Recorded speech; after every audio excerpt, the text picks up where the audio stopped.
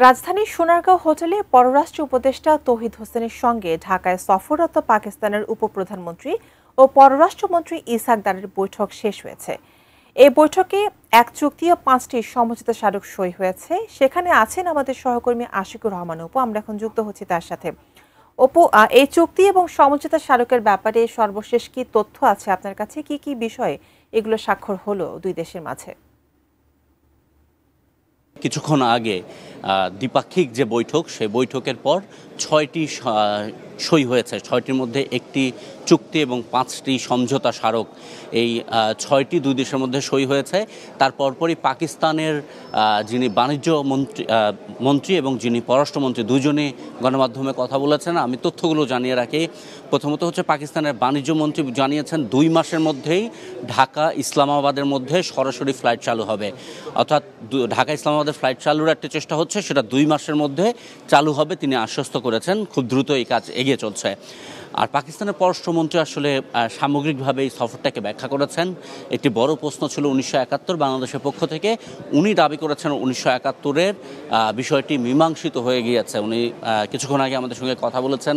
উনি দাবি করেছেন 1974 সালে একটি একদফা মীমাংসা হয়েছে এবং জেনারেল পারভেজ মোশাররফ যখন পাকিস্তানের প্রেসিডেন্ট ছিলেন তখন আরেক দফা মীমাংসা হয়ে গেছে। ফলে এটি আসলে 71-কে তিনি মীমাংসিত ইস্যু বলে দাবি করেছেন।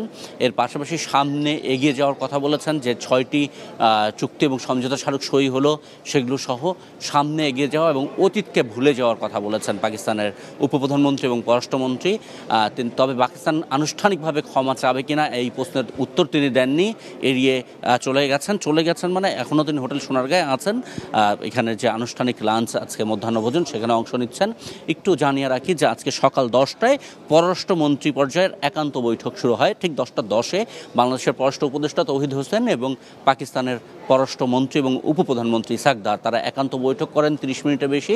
এরপর দুই দেশের আনুষ্ঠানিক বৈঠক শুরু হয়, যেখানে দুই দেশের পররাষ্ট্রমন্ত্রী পর্যায়ের নেতৃত্ব, আমাদের পররাষ্ট্র উপদেষ্টা তাদের পররাষ্ট্রমন্ত্রী নেতৃত্ব দেন এবং সেখানে বাংলাদেশের জাতীয় নিরাপত্তা উপদেষ্টা ডক্টর খলিলুর রহমানও বাংলাদেশের পক্ষে উপস্থিত ছিলেন এবং পররাষ্ট্র সচিব ছিলেন, পাকিস্তানের হাইকমিশনার ছিলেন, অন্যান্য কর্মকর্তারা ছিলেন। এই মিটিং প্রায় ঘণ্টাখানেক চলার পর 5টি সমঝোতা স্মারক সই হয়। 5টি সমঝোতা স্মারক আমরা আগে উল্লেখ করেছি, জানিয়ে রাখি। বাংলাদেশের মধ্যে এবং পাকিস্তানের মধ্যে সাংস্কৃতিক বিনিময়ের সমঝোতা চুক্তি, বাংলাদেশের রাষ্ট্রীয় সংবাদ সংস্থা বাসসের সঙ্গে পাকিস্তানের রাষ্ট্রীয় সংবাদ সংস্থার তথ্য বিনিময়ের সমঝোতা, বাংলাদেশের কৌশলগত যে নীতি নির্ধারণকারী গবেষণা প্রতিষ্ঠান, স্ট্র্যাটেজিক কৌশল নিয়ে কাজ করেন যারা BIS, সেই BIS-এর সঙ্গে পাকিস্তানের কৌশলগত বিষয় নিয়ে যারা গবেষণা করেন সেই প্রতিষ্ঠানের মধ্যে সমঝোতা।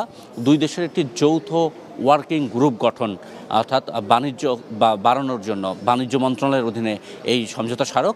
এরকম 5টি সমঝোতা স্মারক এবং একটি চুক্তি, যে চুক্তিটি খুবই আলোচিত, বাংলাদেশ এবং পাকিস্তানের সরকারি কর্মকর্তারা এবং কূটনীতিবিদরা বিনা ভিসায় যাতায়াত করতে পারবেন। এই চুক্তি সইয়ের পরপরই 2 থেকে 3 মিনিট কথা বলেছেন পাকিস্তানের পররাষ্ট্রমন্ত্রী মধ্যাহ্নভোজনে অংশ নেওয়ার আগে, এবং তিনি সামনের দিকে এগিয়ে যাওয়ার প্রত্যাশা করেছেন। আগামীকালকে জেদ্দায় একটি কনফারেন্সে বাংলাদেশের পররাষ্ট্র উপদেষ্টা থাকবেন, সেখানেও তাদের আরও আলাপ হবে।